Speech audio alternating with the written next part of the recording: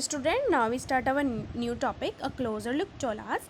आज हम चोलास किंगडम के बारे में पढ़ेंगे। ये मैप देख सकते हैं आप स्टूडेंट। इस मैप में आप देख सकते हैं ऑरेंज कलर का जो पार्ट है ये चोलास किंगडम का पूरी तरह ये फेमस था उस टाइम, पूरी तरह ये फैला हुआ है।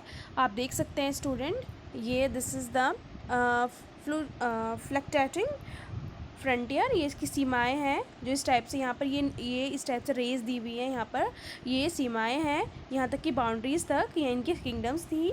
अब हम पढ़ते हैं इनके यहाँ पे सिटीज़ की। Uraiyur to थंजावर।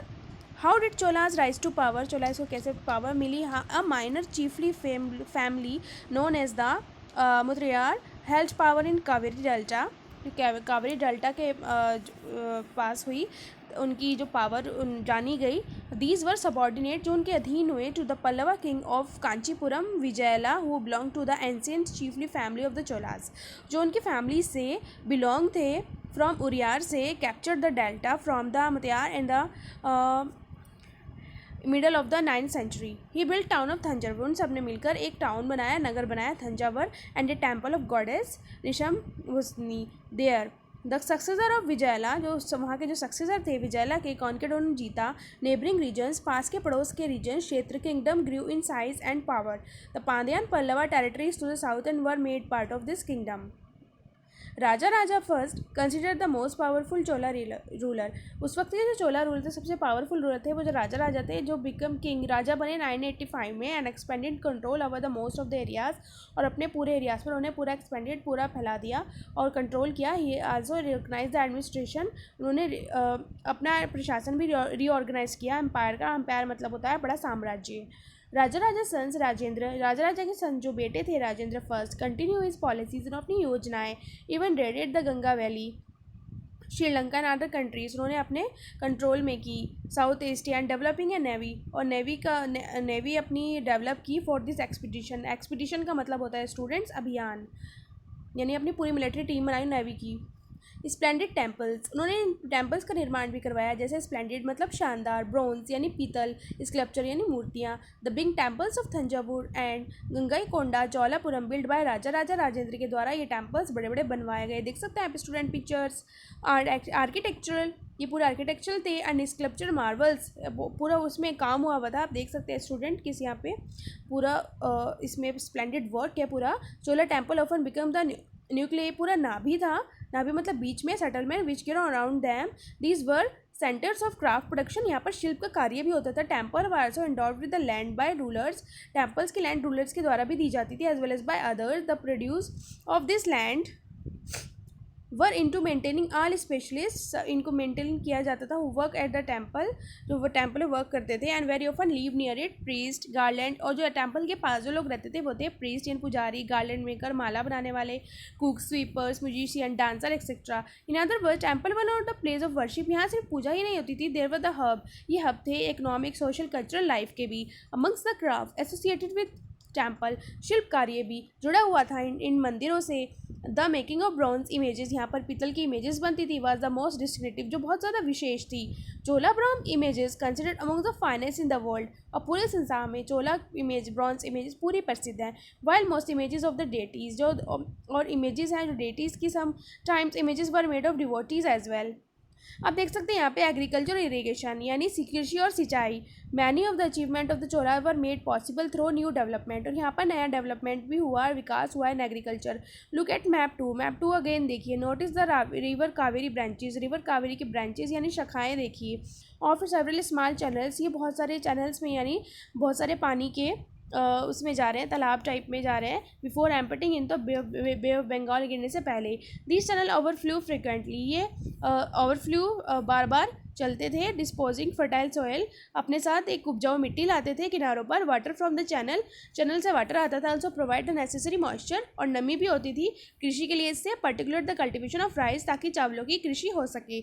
Although agriculture had developed earlier in the other part of the Tamil Nadu, agriculture का जो विकास हुआ तमिलनाडु के अदर पार्ट्स में भी हुआ। It was only from the 5th और 6th सेंचुरी के बीच हुआ। That was the area open for large scale cultivation और वहाँ पर स्टार्ट हुई लार्ज स्केल कल्टीवेशन, यानी पूरी तरह कृषि स्टार्ट हुई।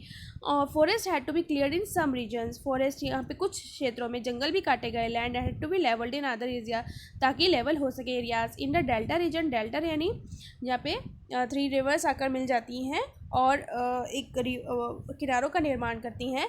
Embankments had to be built to prevent flooding, और वहाँ पे किनारे भी बनाए गए। एम्बैंकमेंट मिट्टी के जो बनाए जाते हैं जो ताकि वहाँ पे बाढ़ आने से रोका जाए। Canals had to be constructed, canals बनाए गए यानी छोटे छोटे पोन्स टाइप बनाए गए बड़े बड़े।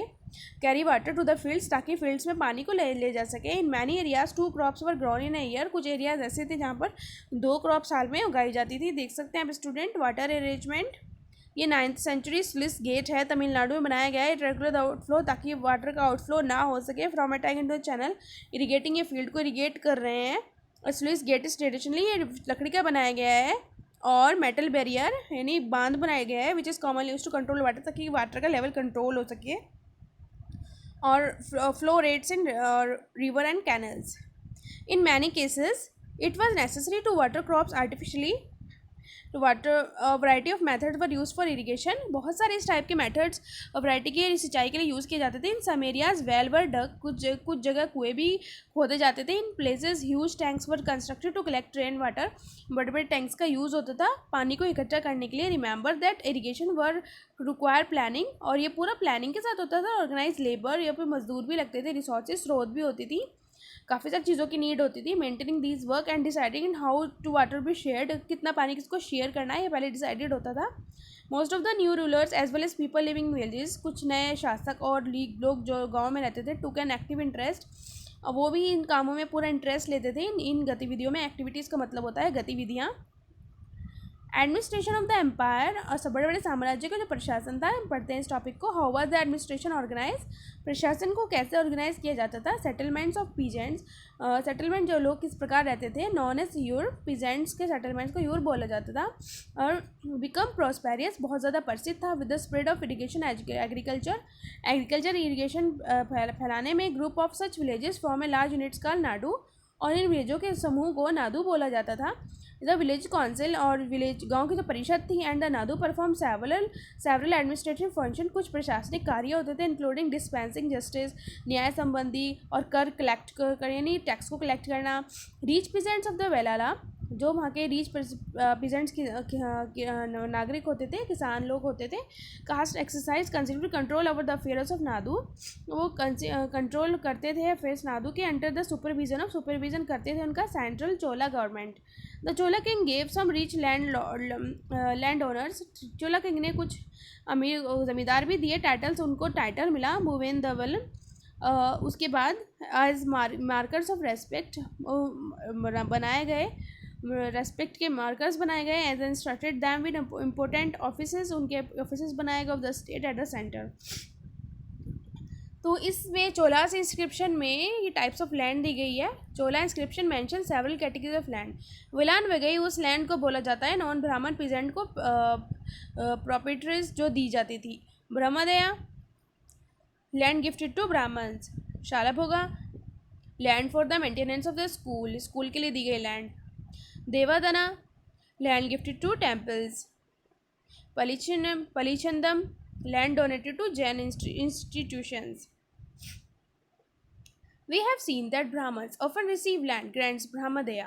जो ब्राह्मण्स को लैंड मिलती थी तो ब्रह्मदया बोला जाता था। As a result large number of Brahman settle emerge in the Kaveri, Brahmans जो सेटलमेंट जो उभर कर आया फिर वो कावेरी वैली के पास, as in the parts of the south India. Each brahmadeya was look after by assembly of sabha, हर एक ब्रह्मदया को देखा जाता था असेंबली या सभा के द्वारा प्रोमिनेंट ब्राह्मण लैंड ओनर्स।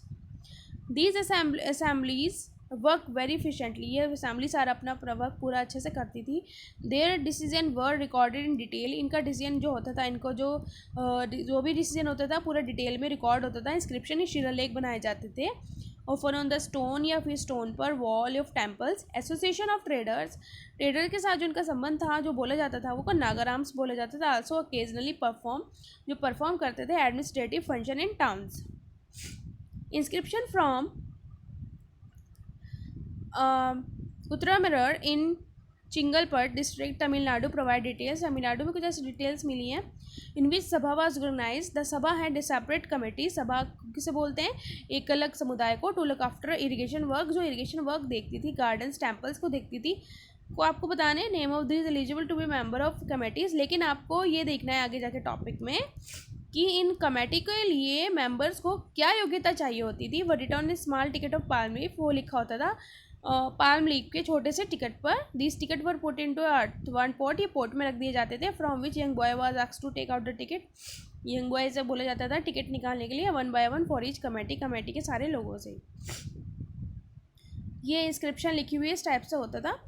और text, who could be member of sabha, sabha का मेंबर कौन बन सकता था। The Uttaramerur inscription lays down, इस टाइप से लिखा होता था। All those who wish to become members और should be owners of land, उनके पास एक लैंड होनी चाहिए। From which land revenues collected, उस लैंड का रिवेन्यू कलेक्ट होता हो। They should have their own homes, उसके घर होने चाहिए। They should be between 35 to 70 years के बीच उनकी उम्र होनी चाहिए। दे should have knowledge of Vedas, उनको वेद की नॉलेज होनी चाहिए। They should be well versed in, उनको पता होना चाहिए एडमिनिस्ट्रेटिव मैटर्स, एंड ऑनेस्ट, ईमानदारी भी।